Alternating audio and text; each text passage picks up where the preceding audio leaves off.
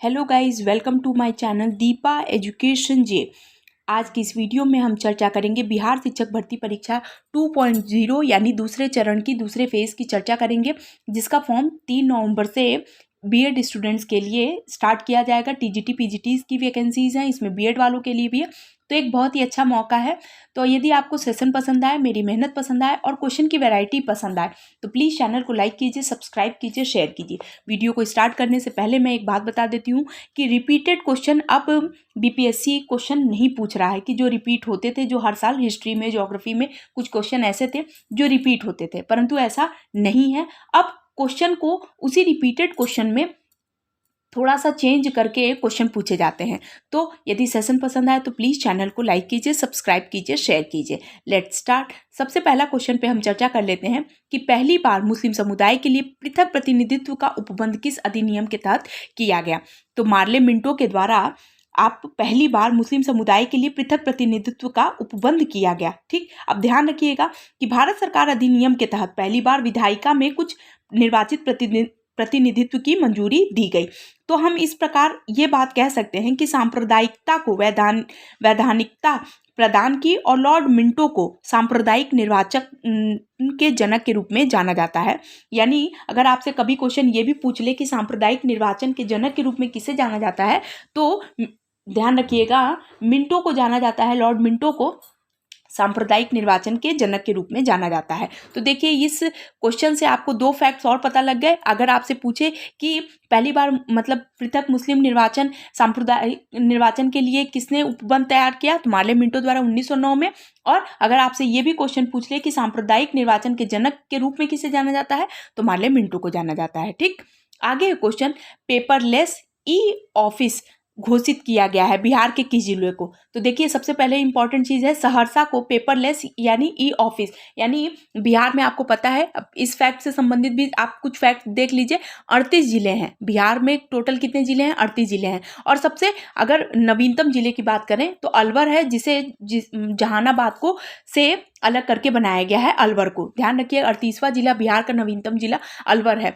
अब सहरसा की अगर बात करें तो बिहार का एक पहला राज्य बना है जो ई पेपरलेस ई ऑफिस है, क्योंकि आपको पता है वित्त मंत्री द्वारा जो बजट प्रस्तुत किया गया लगातार 2 साल से, वो 2 बार से वो पेपरलेस बजट है। यानी उसमें कोई भी बहुत ही आराम से एक टैबलेट के माध्यम से पूरे साल भर का बजट प्रस्तुत किया गया। इसी प्रकार इसी को ध्यान में रखते हुए बहुत से विभिन्न राज्य जो है अपने यहाँ कई जिलों में ऐसे कार्य करने में लग गए कि जो है चीज़ें पेपरलेस हो जाए और ई ऑफिस बने, यानी कि इलेक्ट्रिक के आधार पर, इलेक्ट्रॉनिक आधार पर चीज़ों को बहुत ही आराम से किया जा सके। तो इस आधार पर अगर आपसे क्वेश्चन पूछे कि पेपरलेस या ई ऑफिस घोषित किया गया, तो बिहार के किस जिले को? तो सहरसा को। 38 जिले हैं, नवीनतम जिला अलवर है, ध्यान रखिएगा। आगे क्वेश्चन है, हाल ही में मदुरई तमिलनाडु में आयोजित फेडरेशन कप चैंपियनशिप में बिहार की महिला टीम को कौन सा स्थान मिला? तो महिला टीम को मदुरई यानी तमिलनाडु में आयोजित फेडरेशन कप कबड्डी चैंपियनशिप में बिहार की महिला टीम को तीसरा स्थान मिला है। ध्यान रखिएगा, अगर आपसे क्वेश्चन ये पूछे कि फेडरेशन कप कबड्डी चैंपियनशिप का आयोजन कहाँ हुआ, तो मदुरई तमिलनाडु में हुआ। आपको पता है कि तमिलनाडु भारत का बहुत ही महत्वपूर्ण राज्य है जो दक्षिण में स्थित है। आगे है क्वेश्चन, माउंटबेटन योजना का विरोध करने वाले व्यक्ति जिसने बाद में माउंटबेटन योजना को समर्थन प्रदान किया, वह कौन था? अबुल कलाम आज़ाद। बहुत ही इंपॉर्टेंट क्वेश्चन है। और अब इस फैक्ट से रिलेटेड मैं कुछ और फैक्ट्स आपको बताती हूँ। आपको पता है कि माउंटबेटन योजना जो थी वो भारत विभाजन की एक योजना थी, और इसको जो अबुल कलाम आज़ाद थे वो पहले इसका बहुत ही विरोध कर रहे थे उन्होंने। और आपको पता है कि सबसे अधिक समय के पद पर, माने कांग्रेस के सबसे अधिक अध्यक्ष पद पर बने रहने वाले भी यही व्यक्ति थे, अबुल कलाम आज़ाद। 1940 से लेकर के 1946 तक, ध्यान रखिएगा, इन्होंने कांग्रेस का प्रतिनिधित्व किया था। ध्यान रखिएगा, बहुत इंपॉर्टेंट है। दूसरा, माउंटबेटन योजना जो थी वो भारत विभाजन की योजना थी, और इस योजना का सबसे पहले विरोध जो है वो यही कर रहे थे, अबुल कलाम आज़ाद। लेकिन जब चूंकि ये योजना जब भारत में आई, इनके सामने जब इस योजना को प्रस्तुत किया, तो इन्होंने बताया कि कांग्रेस के पास एक स्टेटमेंट भी है, बहुत इंपॉर्टेंट है, बातों बातों को बहुत ध्यान से सुनिएगा। एक स्टेटमेंट जो बिल्कुल अबुल कलाम आज़ाद के द्वारा दिया गया था वो यही था कि कांग्रेस का ये फैसला सही है या नहीं, परंतु कांग्रेस के अलावा अब इसके अलावा और कोई दूसरा रास्ता नहीं है। तो कभी कभी देखिए, आपको पता है कि कथन से भी प्रश्न पूछे जाते हैं, तो आपसे ये भी प्रश्न पूछा जा सकता है कि किसने ये बात कही थी या किसने ये कथन दिया था। तो अबुल कलाम आज़ाद ने ही ये कथन दिया था, ये बताया था कि कांग्रेस का यह फैसला सही है या नहीं, लेकिन अब कांग्रेस के पास इसके अलावा और कोई दूसरा रास्ता नहीं है। तो माउंटबेटन योजना जो थी वो भारत विभाजन की योजना थी। इसके बाद ये तय किया गया था कि 2 स्टेट, डोमिनियन स्टेट भारत और पाकिस्तान की नींव रखी जाएगी, ध्यान रखिएगा। आगे क्वेश्चन, महात्मा गांधी द्वारा स्थापित हरिजन सेवक संघ के संस्थापक कौन बने थे? तो घनश्याम दास बिरला जो थे वो हरिजन सेवक संघ के अध्यक्ष बने थे। ध्यान रखिएगा, महात्मा गांधी, आपको पता है कि भारतीय राष्ट्रीय आंदोलन से संबंधित बीपीएससी प्रश्न पूछे जाएगी। और अगर स्पेशली अगर हम बात करें एसएसटी वाले बच्चों के लिए, तो एसएसटी में आपको पता है कि हिस्ट्री, ज्योग्राफी, पॉलिटी और इकोनॉमिक्स से संबंधित प्रश्न आपके लैंग्वेज के हिसाब से अगर बात करें तो इनसे आपके प्रश्न पूछे जाएंगे। भारतीय राष्ट्रीय कांग्रेस की अगर बात करें तो इसमें आपको पता है कि गांधी जी ने बहुत ही अहम भूमिका निभाई थी। रॉलेट एक्ट आया था 1919 में, ध्यान रखिएगा।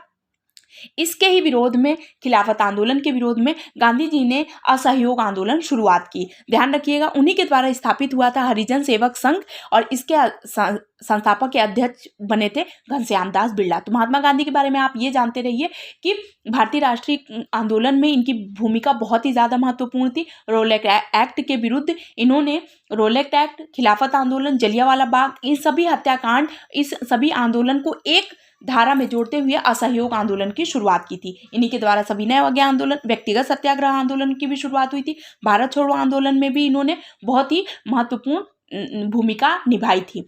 ठीक, ध्यान रखिएगा, इंपॉर्टेंट है। आगे क्वेश्चन, कैबिनेट मिशन को भारत में भेजने की घोषणा किस तिथि को निर्धारित की गई थी? देखिए, भारत भेजने की घोषणा की गई है यहाँ पर, ध्यान रखिएगा, भारत में भेजने की घोषणा माने कैबिनेट मिशन भारत भेजा जाएगा, इसकी घोषणा कब की गई थी? 15 फरवरी 1946 को। ध्यान रखिएगा, इंपॉर्टेंट है। कैबिनेट मिशन अगर आपसे क्वेश्चन पूछे कब आया, तो 24 मार्च 1946 को आया था। ध्यान रखिएगा, इसमें 3 जो थे इसके अध्यक्ष थे, स्टैफर्ड क्रिप्स, पैंथिक लॉरेंस और एक और अलेक्जेंडर, इसमें 3 अध्यक्ष थे। ध्यान रखिएगा, स्टैफर्ड क्रिप्स, अलेक्जेंडर और पैंथिक लॉरेंस। इसमें पैंथिक लॉरेंस जो थे वो भारत के सचिव थे। ध्यान रखिएगा, इंपॉर्टेंट है।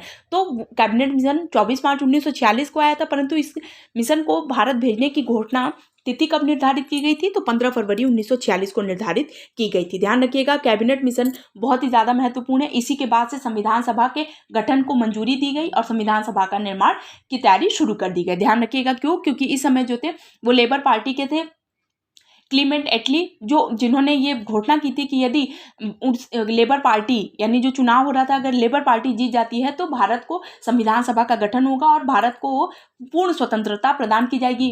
ऐसा इस मिशन के तहत उन्होंने घोषणा की थी और इस मिशन को भेजने की घोषणा 15 फरवरी 1946 को की थी और 24 मार्च 1946 को भारत में कैबिनेट मिशन आया था। ठीक, अगर आपको क्वेश्चन की वैरायटी पसंद आ रही हो, ऐसे ही प्रश्न आपकी परीक्षा में पूछे जाएंगे, ध्यान रखिएगा। आगे question, Indian national social conference के संस्थापक थे महादेव गोविंद रानाडे। आपको पता है, बहुत इंपॉर्टेंट क्वेश्चन है। इंडियन नेशनल सोशल कॉन्फ्रेंस के जो संस्थापक अध्यक्ष बात करें तो महादेव गोविंद रानाडे, ये बहुत ही महत्वपूर्ण संस्था के रूप में कार्य कर रही थी। और भारतीय राष्ट्रीय आंदोलन की बात करें तो इसकी भी भूमिका बहुत ही ज्यादा महत्वपूर्ण मानी जाती है। ठीक, आगे क्वेश्चन, क्रिप्स प्रस्ताव पर किसने कहा था? देखिए, कथन वाला क्वेश्चन है।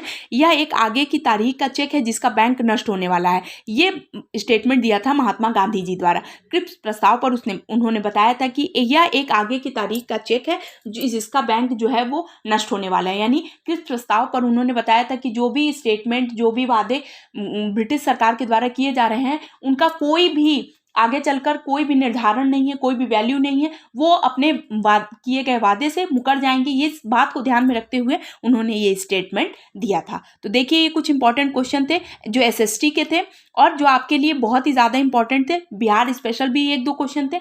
तो ऐसे प्रश्न आपकी परीक्षा में पूछे जाएंगे। अगर आपको आज का सेशन पसंद आया तो प्लीज़ चैनल को लाइक कीजिए, सब्सक्राइब कीजिए, शेयर कीजिए। Thank you so much.